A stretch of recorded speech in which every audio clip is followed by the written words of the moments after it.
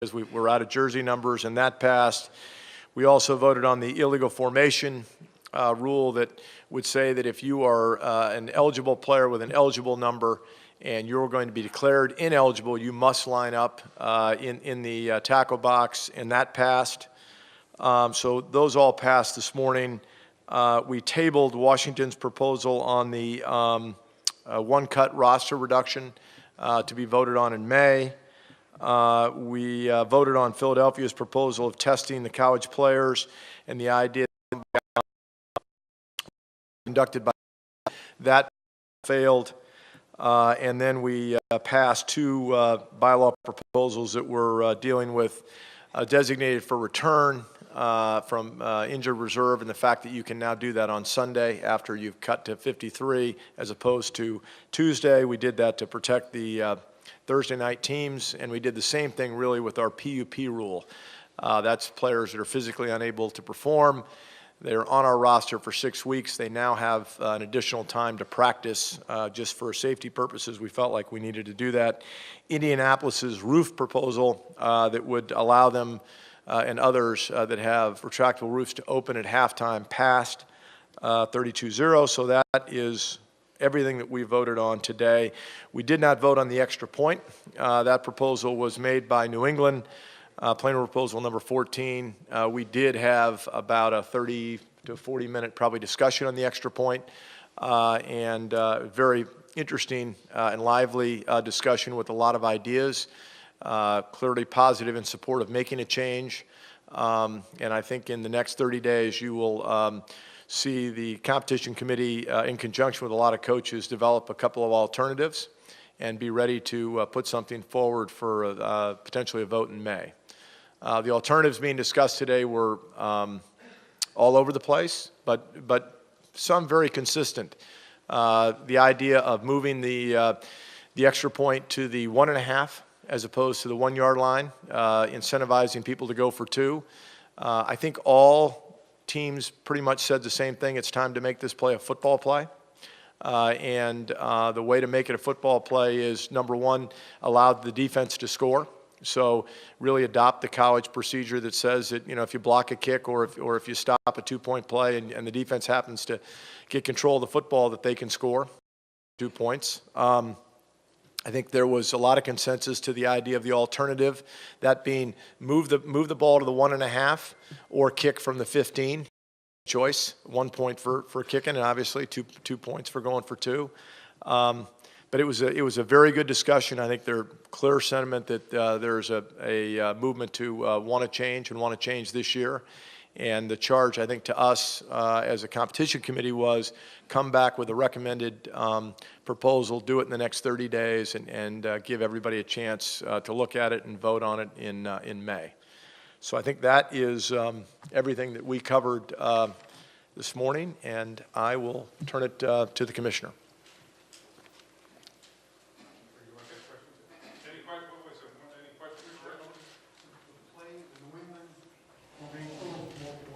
Yes. Be a penalty? It would be, yes, because that player has an eligible number. He was lined up outside of the tackle box. He would no longer be allowed to line up outside the tackle box. One thing, an idea is to make a choice? Yes. Yes, that, I would say that was, a lot of people had a lot of different ideas, but the choice would be, if you decide you want to go for 2, you ask that the ball be placed at the 1.5 yard line. If you want to go for 1, you want to kick the extra point, we'll make the snap the 15. Rich, was there any discussion of eliminating the kick for PAT at all and just having to go for a play, and also any discussion of the goalpost being brought in more? Both. The answer is both. There were a couple coaches that said that they would favor the idea of eliminating the PAT, just line the ball up on the 2, and make it a 2-point play. And there were plenty of teams that brought up the idea of maybe it's time to narrow the goalposts. Remember, when you narrow the goalposts, you're not just affecting the extra point. Clearly, you're going to affect field goals more than you're going to affect the extra point. You might not even move the needle on the extra point by narrowing it, unless you narrow it and move back. But there was a discussion of narrowing the goalposts. Rich, so do you expect the competition committee to have a single proposal on the extra point by the May meeting? Yes, I think that would be the object. We could end up with alternatives, but I think that the object would be to take the coaches' feedback today. We literally recorded every single team's ideas, work them through, understand all the unintended consequences, come up with a proposal, share it with all the teams, share it with the coaches, and then put something forward when we get to May. Rich, with the ineligible receiver rule, if you do not comply, you say that's a penalty. Is that, what is that, procedure? What is that penalty? It's a great question. Substitute, so Okay. it's a substitution foul. Good. Anything else for Rich? Ben? Yeah. There might be unintended consequences about the punt formations. And also, when the Patriots used it, Shane Vereen, the ineligible player, was technically the tackle, and he was out. How do you define tackle box?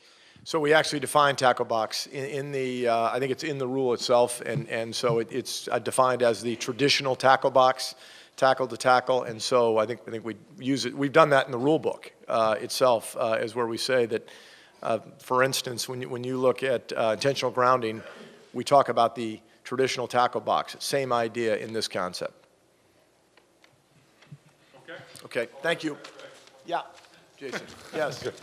Wait, can you clarify what you mean by that? Because, I mean, you can change splits and do all sorts of things to widen it. I mean, is there a distance from the center that you're defining the tackle box? Sure. What are you saying? I'll let Dean, who is, yes. Let's try to stay out of this one. It's a normal tight split, so you couldn't, basically you think about the core of the formation. That's where the player has to be if he's going to report as ineligible with the eligible numbers. So it's your traditional tight split. You couldn't be flexed, so more than 2 yards outside the next interior lineman. So that's how we define it. Okay, good to go? Thanks, Richard. Okay, good morning. We had very productive few days, covered a lot of subjects. I think that the NFL made a lot of improvements this week. We feel very good about what we did, and I'll be happy to take your questions.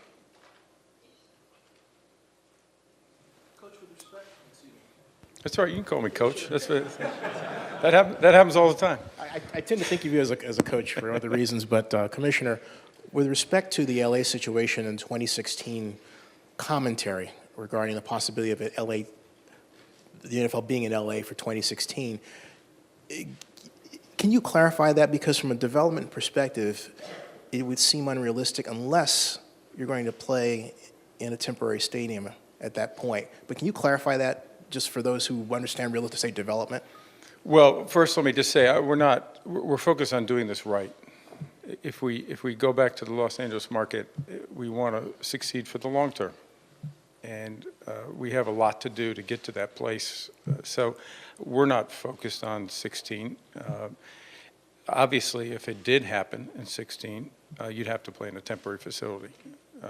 We could not possibly construct a stadium in that time frame. But right now, our focus is on the process, making sure that we're evaluating the opportunities in their existing markets, making sure we understand that, and also making sure that we understand what it takes to be successful in Los Angeles long term. Roger. Yes. Hey. Sorry, Tom. When Adrian Peterson was suspended in November, the letter said that he would be eligible for reinstatement no sooner than April 15th. He's now, after the federal judge made the decision, moved back to the exempt list, not the suspended list. So is April 15th still a relevant date, or what is the timeline for his status to change? Yes, it is, Tom. I will expect to meet with Adrian before we make a final determination on his status, but we expect to keep to that timetable. Hey, Jim. Roger, your thoughts on the St. Louis stadium plan? Do you see progress? Would you like to see more progress? Just what the status is there? Well, you always want to see more progress, Jim, I think. But I think what they have done, I've spoken to the governor, our staff has been there. I think Dave Peacock has done a terrific job of formulating a plan. They have a great site. They have a site that I think is important for St. Louis to redevelop. Makes a perfect stadium site, as the governor told me. And I think they're working towards making it become a reality.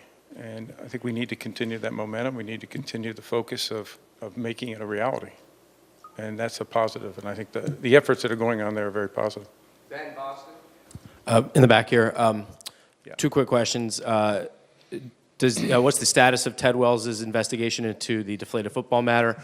Does it have to be completed by the draft? And I have a quick follow-up when you're done. We have not put a time frame on Ted Wells.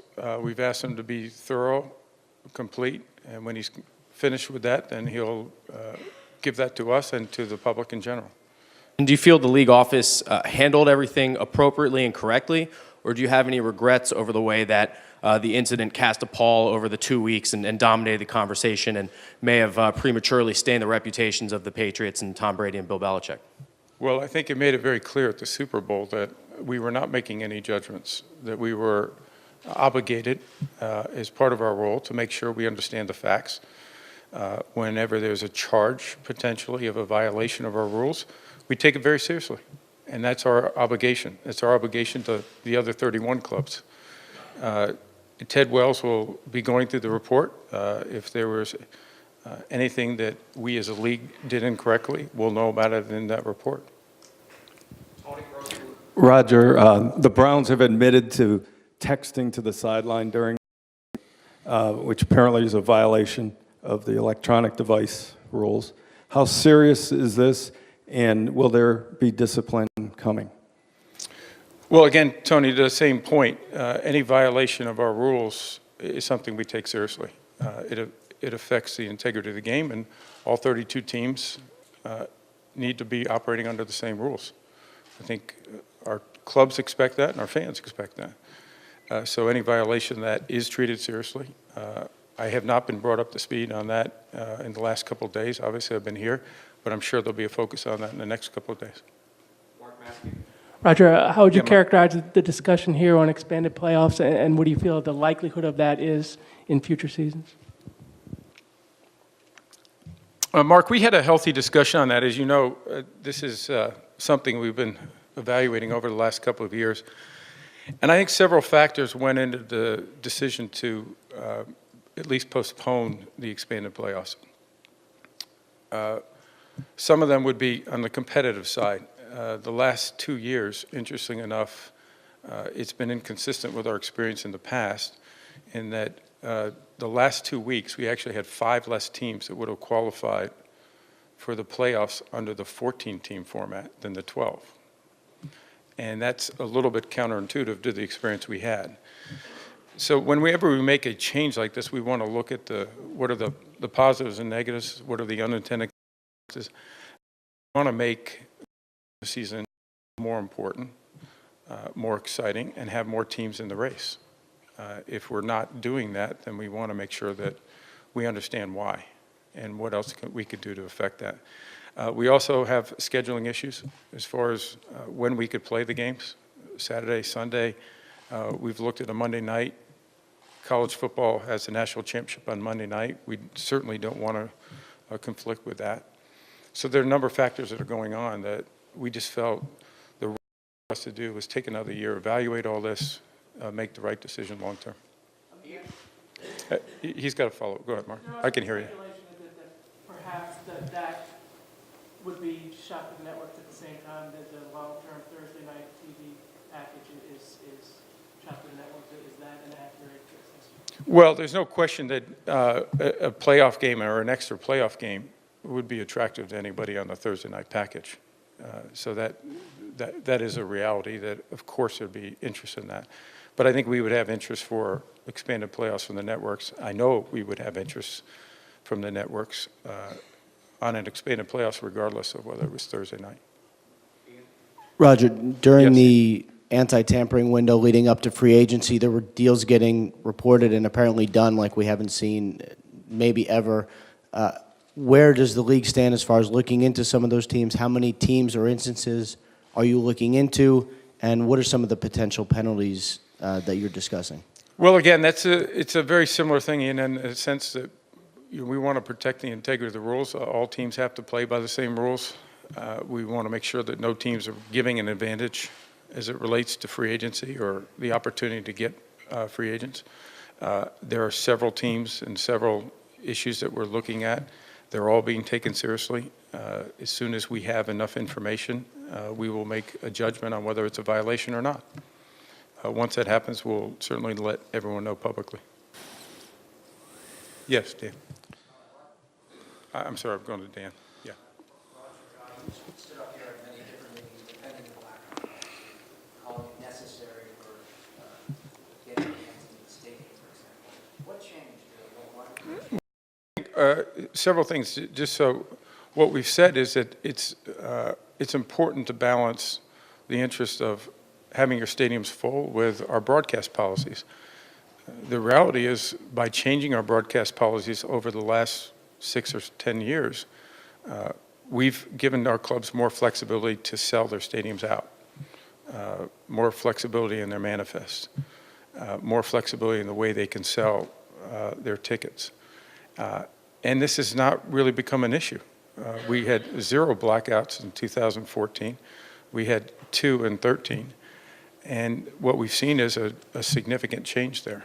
And I think the membership felt at this point in time, with the work that's been done, the policy changes, that it was appropriate to suspend it for a year. Let's see what the impact is long term. And so that's the analysis that's going on. But I think what we've done is our clubs have done a great job aggressively marketing themselves in their market.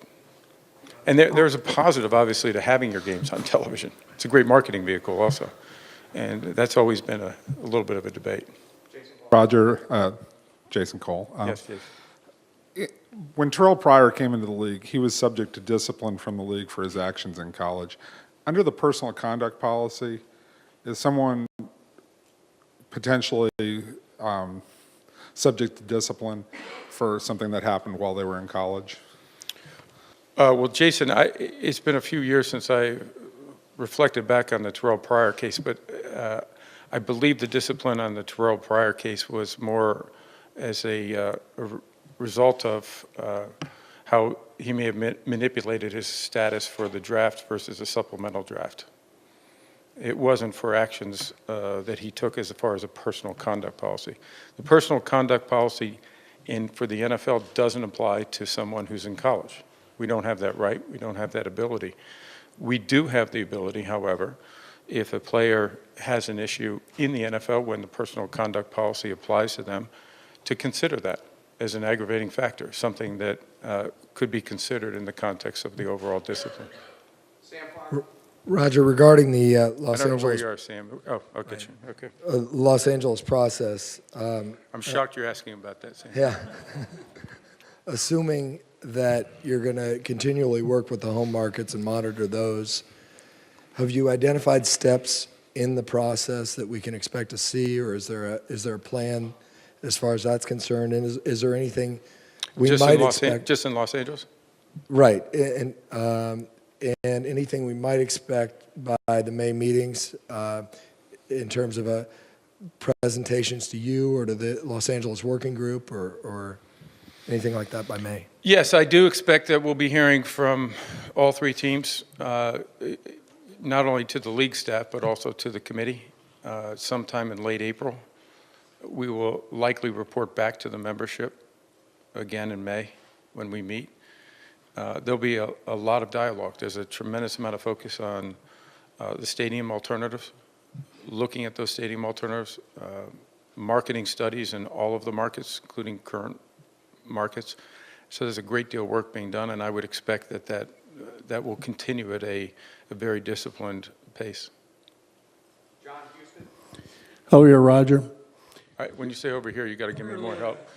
Hey, Johnny. There's been a recent upheaval in the Titans ownership situation. Could you update us on that? Also, you're losing Joel Buzzard after 40 years. Could you say something about Joel? Yeah, I did yesterday. I'll start with your second question. But Joel Buzzard has served the league now for 40 years. I've been fortunate to work along with him for a large majority of that. And he represents the best of the NFL, in my opinion. He's someone that always puts the league first. I think he's a tremendous guardian of the game. He has been wise counsel for 3 commissioners, and I can speak for myself. very important counsel.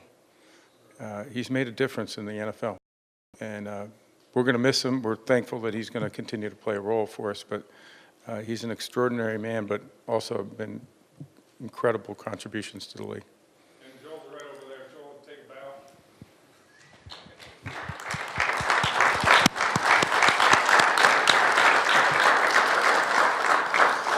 He's also very bashful, so I don't think you're going to get a lot out of him. But John, you had another question, right? Right. Yes, this is something that we've been working on since Mr. Adams passed away.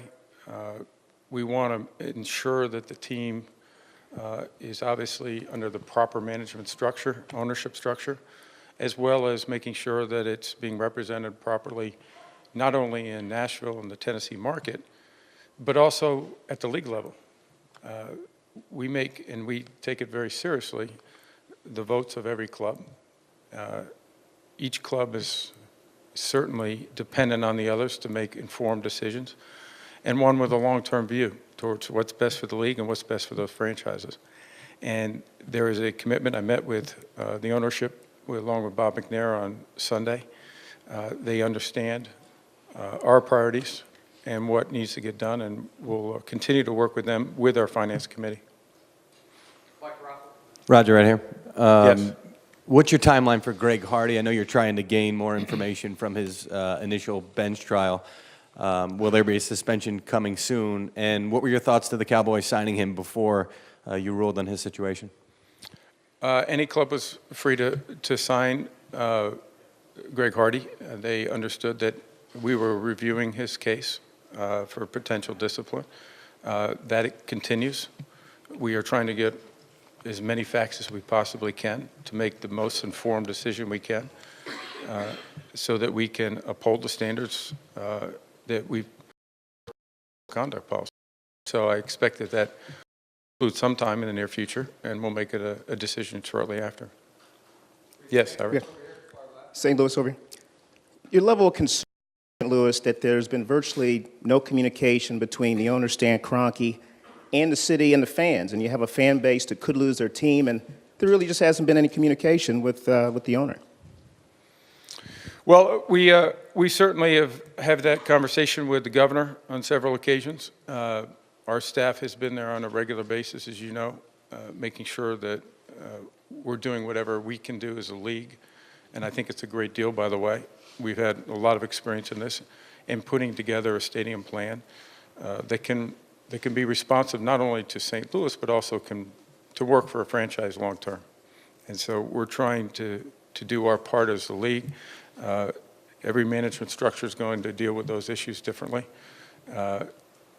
He has contact with his season ticket base, maybe not through him directly, but through the team. And that's something that he's going to have to decide how he's going to proceed on that basis. Ira, you had some.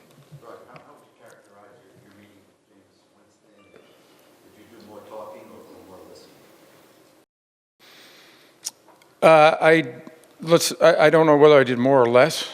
I think that we were incredibly clear about our expectations of anybody who enters the NFL or is in the NFL, what we expect of them as men, and how they represent not only their franchise but also the NFL, and a full insight into our personal conduct and the reasons for it, and our services. He met with several people. The conversation was very candid, extremely candid. And I think this is a young man who understands his responsibility, and now it's up to him to do that.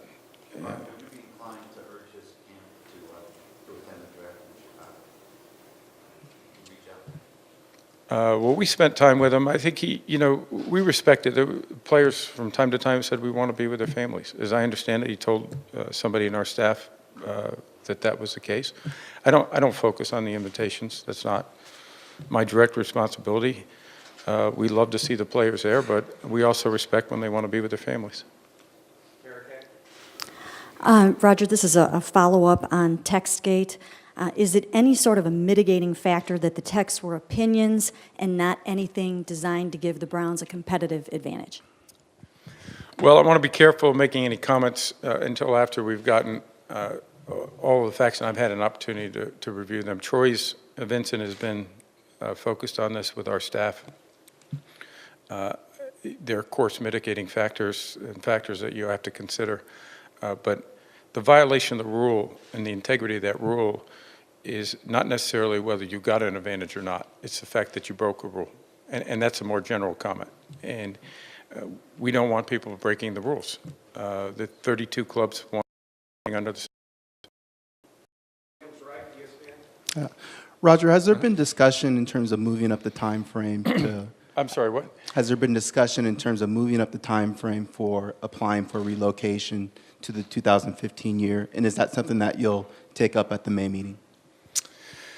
We've had some discussions within our committee of whether that time frame, if there was a relocation, whether that's the appropriate time frame to do so. There's a lot to do when you relocate a franchise. And what would be, if a decision is made earlier, would that give the teams a better opportunity to properly transition to a new marketplace, which is the goal if there is a relocation. So that's been discussed. We certainly have not come to any conclusion on that. We haven't ruled it out, though. And have you talked to San Diego Mayor Faulkner recently, and what do they need to do to keep the team in San Diego in terms of their process for a stadium? I did speak to the mayor, I want to say it was a week before last. It was a very good conversation. He has a task force. We agreed to work with this task force to provide whatever resources we can from the league to help them address this issue in a responsible way. He's put a very aggressive time frame forward to try to get a solution. I think that's a positive step, and I encourage him to continue down that path, and if we can help, to please let us know. I believe our staff is going out to meet with the task force in the next week or two. We'll take a couple more. John Hi, Roger.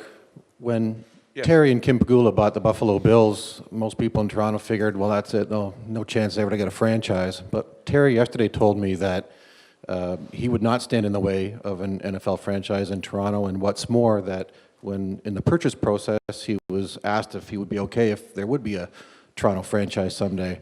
Obviously, with LA in the front burner, where do things stand with Toronto longer term in the NFL's vision? We haven't had much focus on it.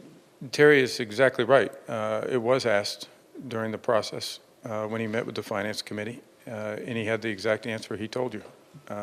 He doesn't see that as an issue for him. His focus is on Buffalo, creating a solution and a franchise there long-term that represents that region. And he is incredibly focused on that and not concerned about Toronto. We continue our international developments. We spend a great deal of time talking about our global opportunities here at this meeting. Toronto is an important market, but all of Canada is, and Mexico and the globe. So we're aggressively marketing ourselves on a global basis. Roger, over here. Yeah. As the details for the draft have come together in Chicago, what in particular appeals to you about having it there, and what do you hope the league can accomplish by having it in Chicago? Well, what appeals to me most is that I think returning the draft into the Great Midwest, I think, is a great opportunity for us. I think the response we're seeing from everyone in Chicago gives us a great deal of excitement over this event. It continues to get bigger. The excitement is building a month away from the event. It is getting bigger physically also.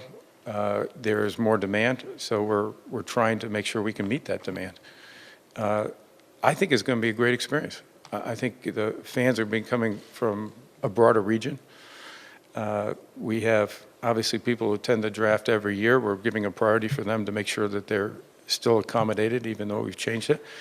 But we have a new opportunity this year with an outdoor opportunity that more fans are going to be able to engage with the draft process. And I think that's exciting for our fans.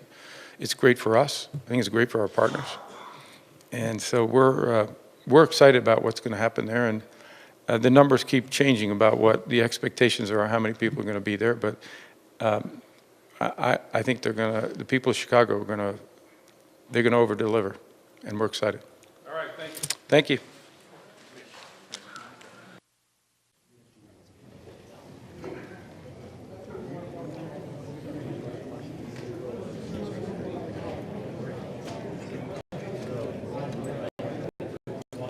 Okay.